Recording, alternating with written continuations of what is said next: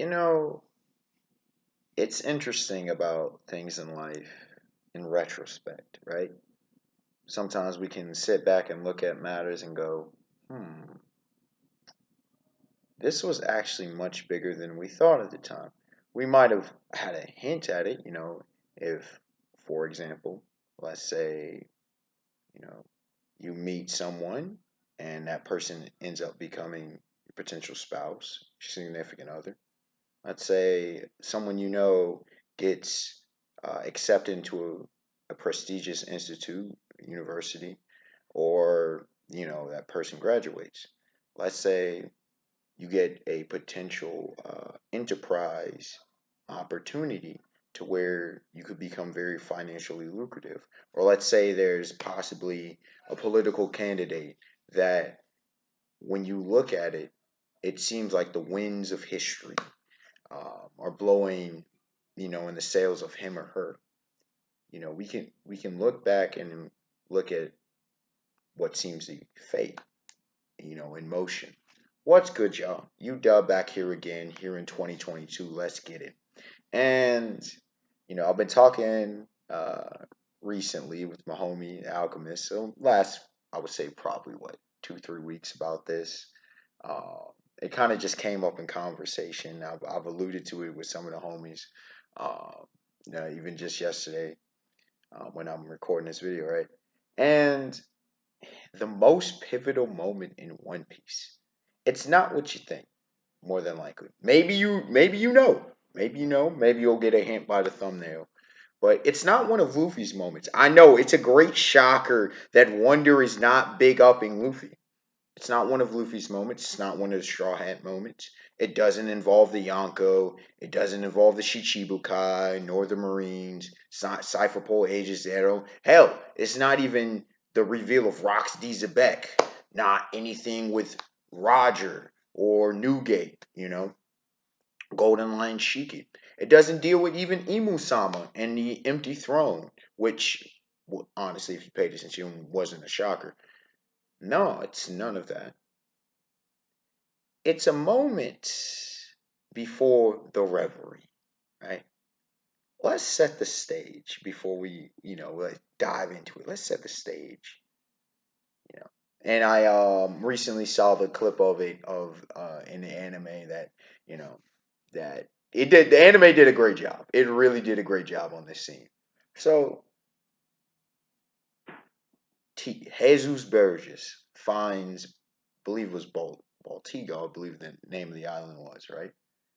And stowed away somehow with his big ass on that ship, on a revolutionary ship. Found it, alerted the Blackbeard pirates, who alerted CP0, right?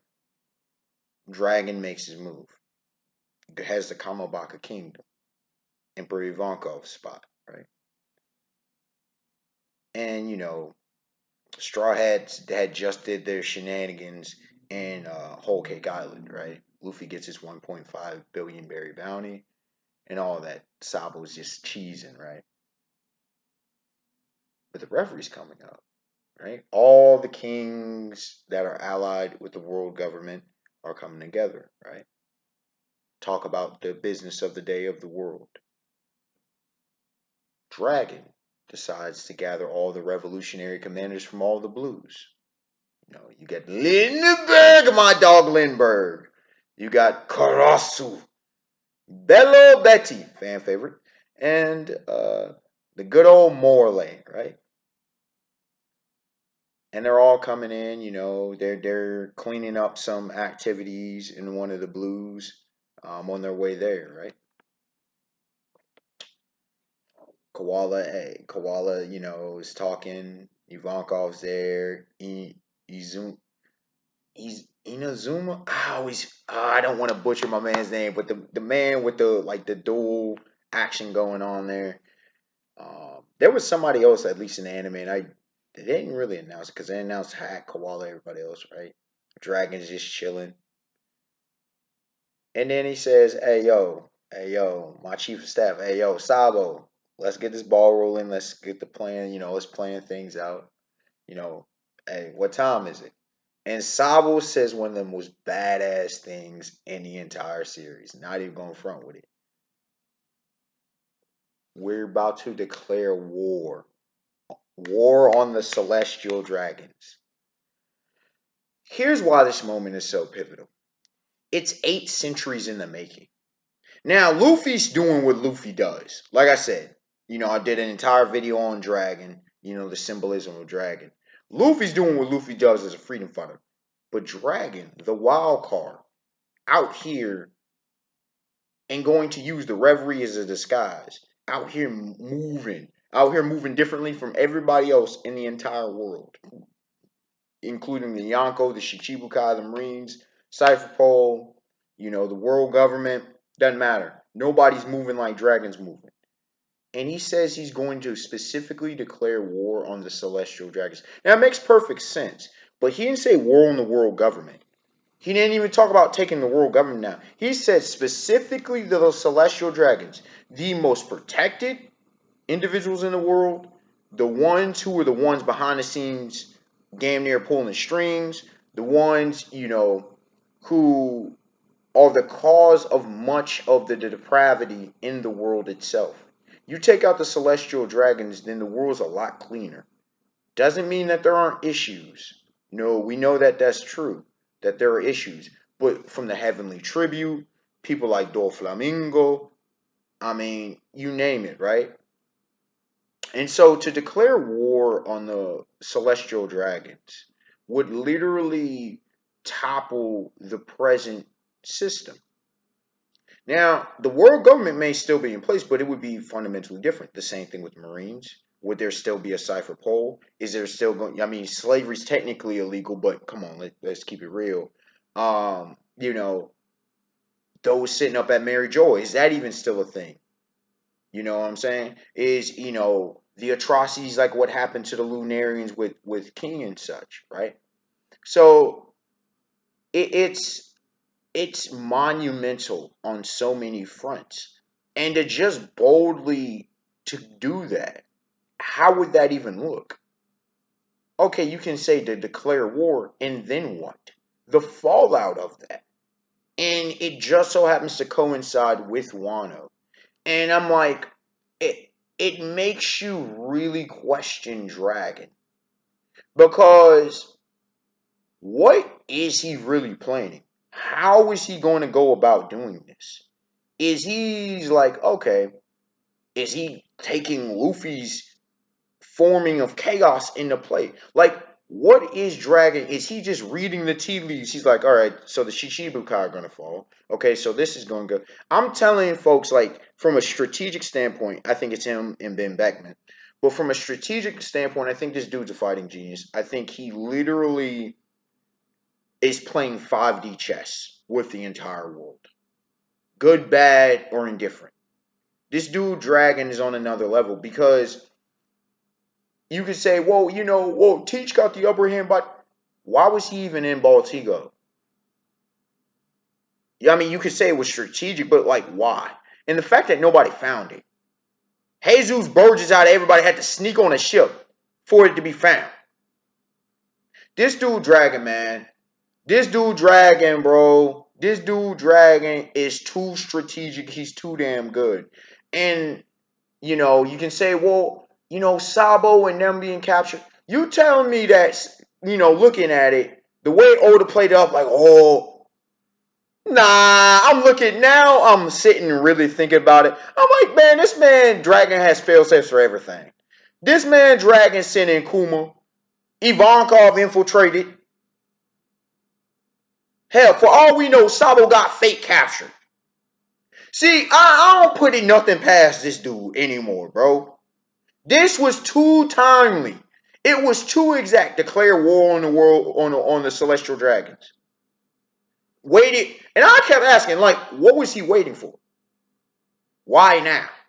Something there's something he knows. He knows too much, bro.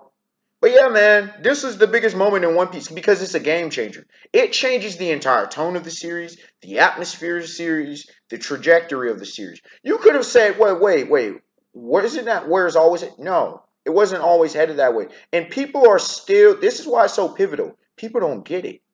A lot of YouTubers and more are talking about, Luffy versus Teach is the final fight. Maybe Imu Sama, etc., etc.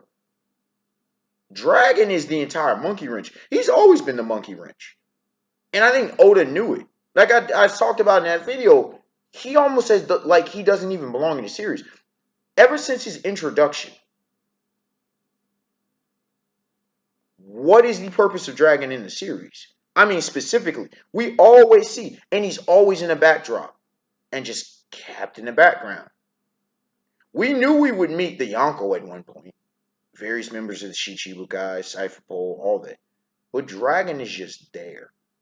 And yeah, Sabo's tied in. You introduce the revolutionary, commanders and things of that nature. You introduce Ivankov and all that good stuff. But it's just like, we've not seen this man do anything. Hell, even Shanks moved in Marine 4. Even Shanks moved to meet Whitebeard and Kaido. This dude Dragon has just been in the cut. And we know he can throw hands because we saw what Sabo did with the Rio Soken. We know this dude's hockey game's on point. If he has a devil fruit, you know that junk's awakened. You know that he's a top tier. Like, but this dude just continually remains in the shadows, pulling the strings behind the scenes. And it's just like, it makes perfect sense given the nature of the Celestial Dragons. But it's like, it causes you just to consider everything. And with how Wano ended, and depending on how the world government moves, is it going to try to annex Wano? Probably. And a few other things with how Luffy's moving. We see how powerful Luffy has become. And I'll end it with this. We see the moves he's making. We see how devastating. And Dragon's still the world's most wanted man. Dragon may, in fact, it said, Goldie Roger, we know that Newgate had a 5 billion berry bounty. Kaido had a 4.6. Linlin had a 4.3. Shanks has a 4. Teach had a 2.2. Goldie Roger had a 5.5. And Dragon likely has a higher bounty than all of them. Luffy guys, we see how powerful Luffy is now. Luffy's, pretty much Yonko level. And Dragon's still in the cut.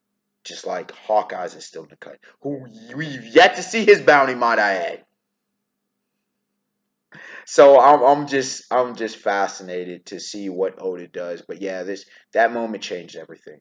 That moment is the largest moment, the fulcrum of the series, because we're about 900 chapters in, and or no, we were over 900 chapters in, I believe. And at that point, it's truly was the beginning of the end game. You could have said that, with how Wano was. You could say that with, Teach about to move. But really, if you think about it, that declaration of war on the Celestial Dragons, I mean, look at all the dominoes that have fallen. Shichibukai abolished. Luffy and Teach on the move, right? Uh, Lin and Kaido aligning. You know, Wano, all the shenanigans with that, right?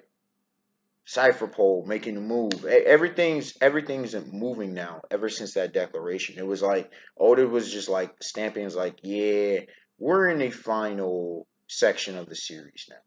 With however long that's gonna be, but we're going into the very mature, deeper, and darker things of the series. Unexpected Wonder, like, comment, subscribe. Let me know what your thoughts. Do you think this was the most pivotal moment in the entire series? How did it impact you? What have you thought? Have you gone back and looked at it? Let me know. What do you think are some of the most impactful moments in the series? I mean, as a whole, for the story itself, not just the ones that impacted you, which it would be cool to hear. But yeah.